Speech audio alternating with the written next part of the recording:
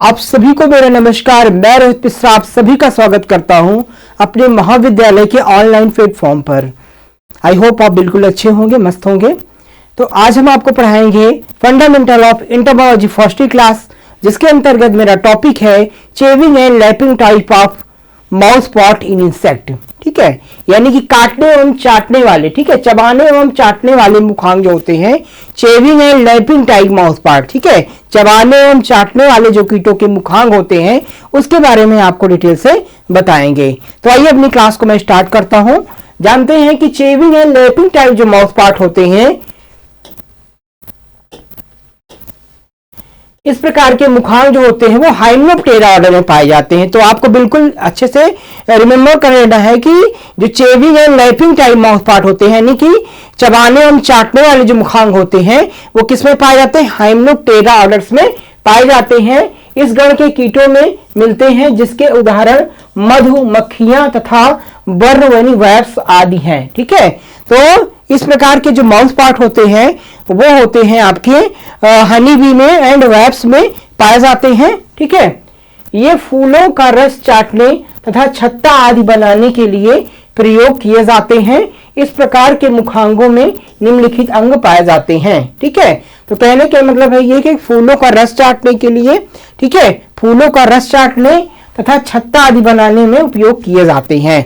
तो इस प्रकार के जो मुखांग होते हैं, चेविंग एंड लैपिंग टाइप जो माउथ पार्ट होते हैं, वो मुख्यतः जो है वो हाइमेनोप्टेरा ऑर्डर्स में पाए जाते हैं। और इनका कार्य क्या होता है? इनका कार्य आप समझ लीजिए कि ये क्या करते हैं, फूलों का रस चूसने के लिए उपयोग किए जाते हैं। ठीक है, मतलब कि पॉलेंस को चूसने के लिए उपयोग किए जाते हैं और छत्ता को जो है बनाने के लिए उपयोग किए जाते हैं। जो कि कॉम्ब का निर्माण करते हैं उसको बनाने के लिए ही उपयोग किए जाते हैं। ठीक है, बात करेंगे हम लैब्रम की।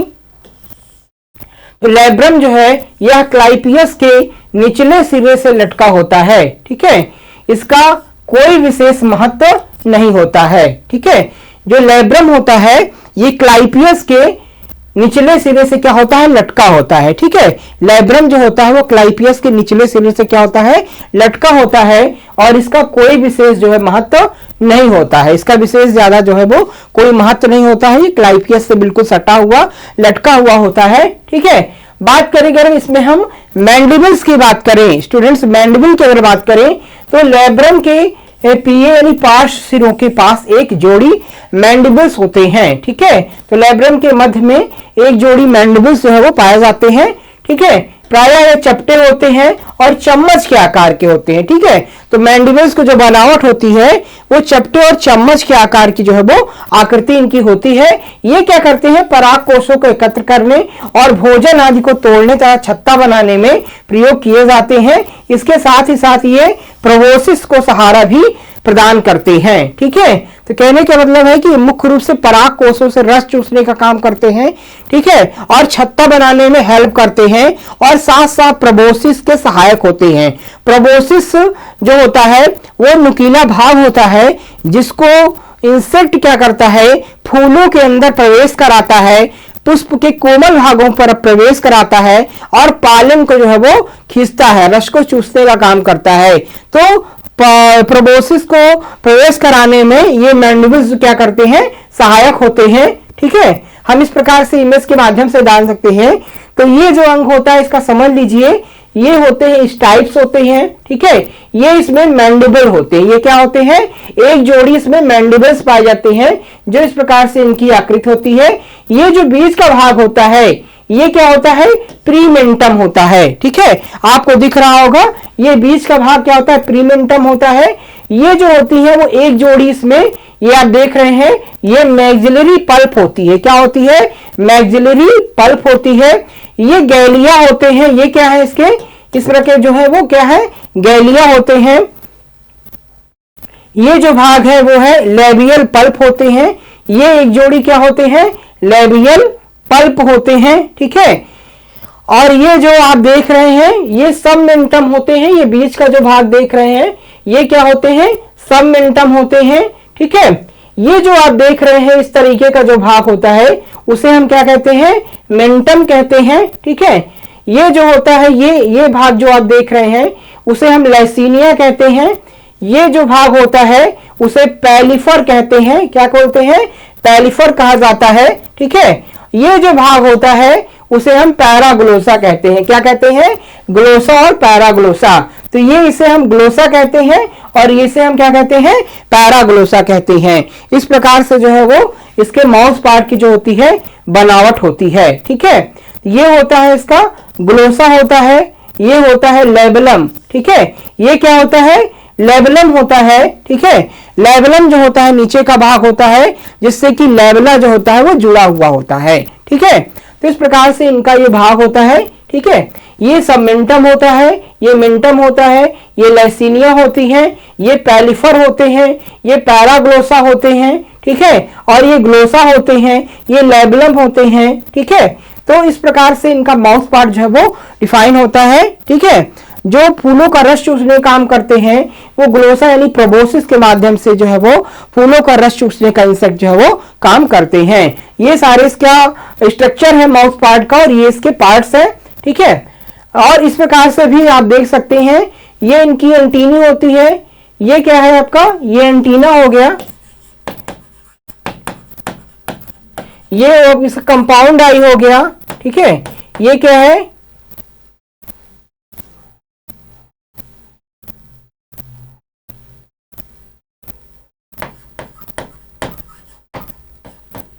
ये कंपाउंड आई हो गया। ठीक है, ये इनका जो है ग्लोसा है,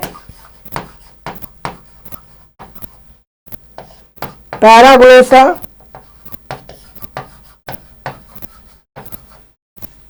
मैंडिबल्स हो गए, मैक्सिलरी हो गए। ये साइड के डिफरेंट टाइप्स के पार्ट ये सारे होते हैं जो अभी आपने देखा था। तो एक स्ट्रक्चर हमने ऐसा भी दिखा दिया कि इस प्रकार का जो है वो जो चेविंग या लैपिंग टाउन माउथ पार्ट होते हैं उसका स्ट्रक्चर इस प्रकार से होता है। ठीक है, अब बात करें हम मैंडिबल मैक्सिली की बात करें तो मैक्सिली किस प्रकार से होती है? ये संख्या में 2 होती हैं। ठीक है, तथा लेबियम के दोनों तरफ स्थित होती हैं। ठीक है, जो मैक्सिली होती है वो संख्या में 2 होती है और लेबियम के दोनों तरफ जो है वो स्थित होती है। इसके अंदर प्राथमिक मैक्सिलरी के लगभग सभी अंग होते हैं। ठीक है, इसके अंदर क्या होते हैं? प्राथमिक मैक्सिलरी के सभी अंग होते हैं। कार्डो जो है वो पतला तथा स्टाइप्स के साथ घूमता है। इसके सिरे पर बाहर की ओर खूंटी के समान मैक्सिलरी पल्प लगे होते हैं। गैलिया के ऊपर एक सिरा होती है जो कि आधार पर आकार में पतली हो जाती है तथा सब गैलिया से मिलती है, लैसिना परिवर्तित रूप में मिलती है। ठीक है, और दोनों मैक्सिलरी लोब्रम के द्वारा लेबियम से जुड़े रहते हैं। तो मैक्सिलरी जो है वो इस प्रकार से इनकी संख्या 2 जोड़ी होती है और ये कई प्रकार के अंगों के सहायक होते हैं और स्टाइप के साथ जो है वो घूमते हैं। ठीक है, स्टाइप जो पार्ट होता है उसके साथ जो है वो घूमने का काम करते हैं। तो इस प्रकार से मैक्सिलरी का रोल होता है इसके अंदर। अब बात करेंगे इसके अंदर जो मैक्सिलरी है इसे कई सारे भाग होते हैं, उपभाग होते हैं। जैसे पहला उपभाग है प्रीमेंटम। ठीक है, प्रीमेंटम की अगर बात करूं तो यह बड़ी तथा मजबूत पट्टिका होती है। कैसी होती है? बड़ी होती है और मजबूत पट्टिका होती है। ठीक है, मेंटम की अगर मैं बात करूं तो यह छोटा त्रिभुजाकार आकृति का एवं प्रीमेंटम से जुड़ा होता है। कैसा होता है? छोटा होता है, त्रिभुजाकार आकृति का होता है और प्रीमेंटम से क्या होता है? जुड़ा हुआ होता है। सबमेंटम की अगर मैं बात करूं सबमेंटम की तो यह मेंटम के आधार पर एक लचीली अनुप्रस्थ पट्टी के रूप में स्थित होता है। ठीक है, यह क्या होता है कि मेंटम के आधार पर एक लचीली अनुप्रस्थ पट्टी के रूप में जो है वो स्थित होता है। ठीक है, लेबियल पल्प की बात करें तो प्रीमेंटम के सिरे से 4 खंडों वाले पतले लेबियल पल्प लगे होते हैं। ठीक है, प्रीमेंटम के सिरे से जो है वो 4 खंडों वाले पतले लेबियल पल्प जो है वो लगे होते हैं और इसके बीच में एक प्रोबोसिक्स होता है जिससे बीच में हाइपोफेरिक्स मिली होती है और यह ग्लोसा और पैराग्लोसा के जोड़ों के मिलने से बनती है।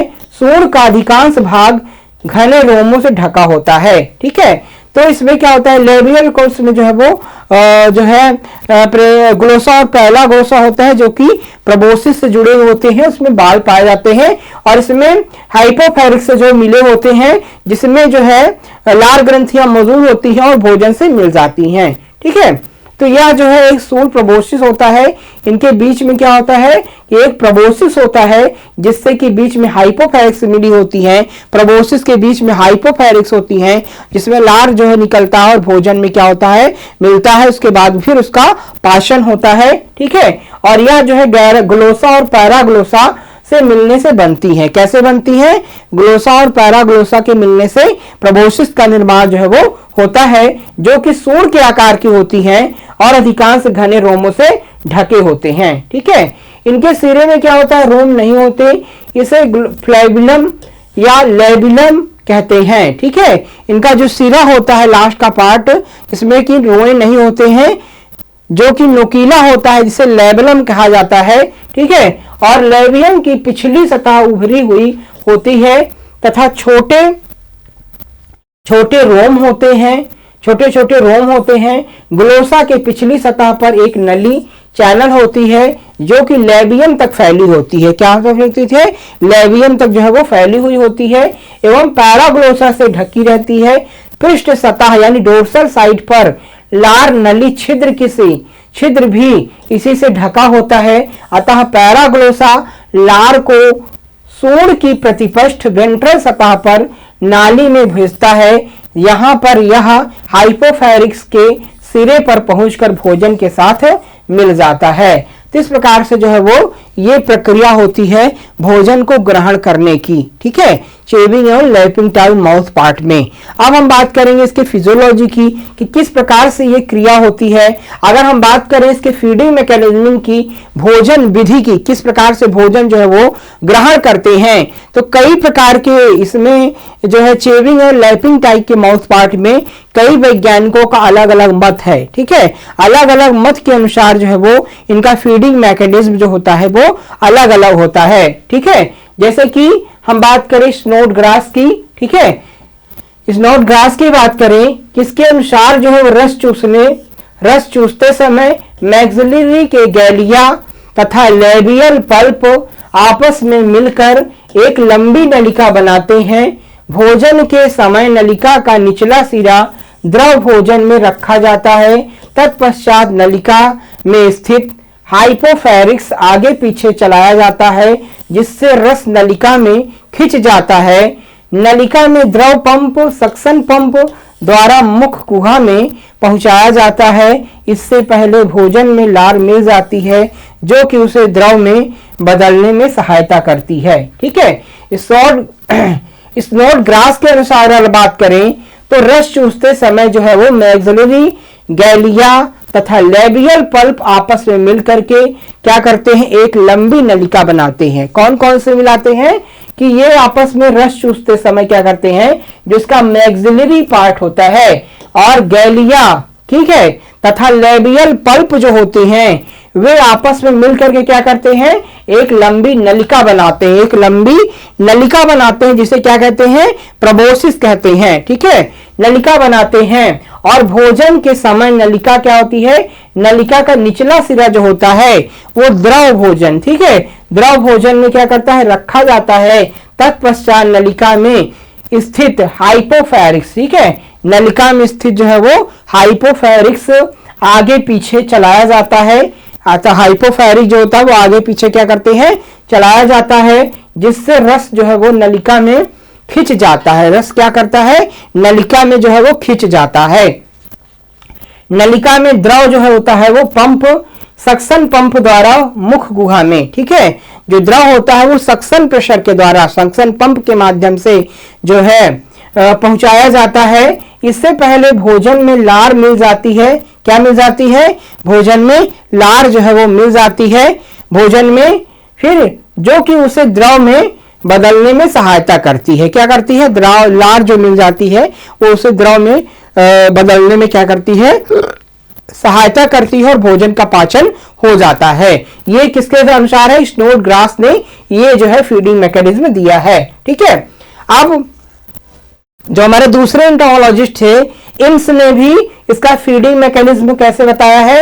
इम्स साहब के अनुसार जो है वो ये इनके अनुसार होता है कि द्रव भोजन कैपिलरी क्रिया द्वारा, ठीक है, जो कैपिलरी एक्शन होता है, ठीक है, द्रव के चलने घने जो कैपिलरी एक्शन होता है, द्रव कैपिलरी एक्शन के द्वारा ग्लोसा द्वारा निर्मित, ठीक है, ग्लोसा द्वारा निर्मित नलिका में चढ़ जाता है।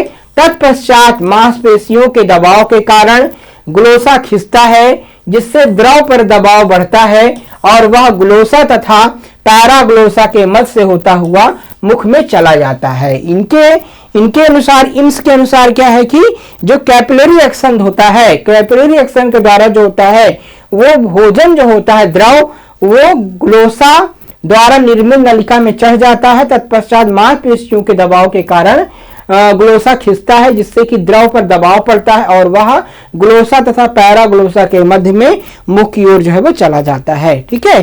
तो इस प्रकार से इनके अनुसार है। और एक हमारे एंटोमोलॉजी जॉर्ज किंग्स के अनुसार, ठीक है, जॉर्ज किंग कैसे फीडिंग मैकेनिज्म दिया है। जॉर्ज किंग के अनुसार इनका मत है कि सुंडाकार ग्लोसा भोजन के पास पहुंचता है। तत्पश्चात यह क्या करता है, सुंडाकार जो ग्लोसा होता है प्रोबोसिस, वो भोजन के पास यानी द्रव में पहुंचता है, ठीक है।